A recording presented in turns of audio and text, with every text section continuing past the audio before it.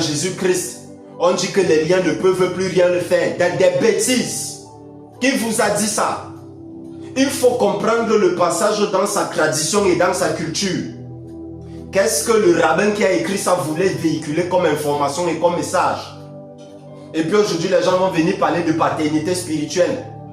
Vous pouvez être le père spirituel de quelqu'un si vous ne connaissez pas comment modifier les séquences génétiques de son sang.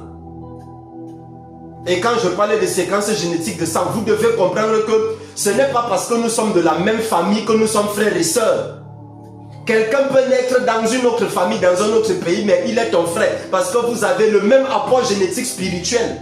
C'est ça qu'on appelle dans le sang et c'est ça qu'on appelle la famille.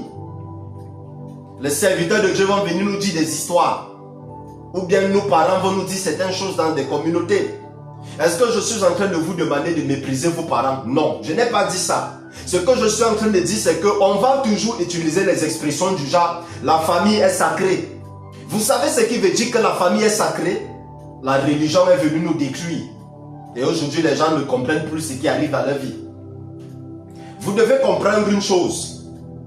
Tous les serviteurs de Dieu qui sont dans les histoires de paternité spirituelle sont de la naque. Prenez dans ma bouche, j'ai l'habitude de dire que j'assume mes paroles parce que je ne marche dans aucune notion de paternité spirituelle. Et c'est la raison pour laquelle je ne fais que dire aux gens qui écoutent mes vidéos en ligne. Je suis un guide spirituel. En hébreu, on dit Netzar. Je suis un gardien d'une spiritualité et d'une tradition dans les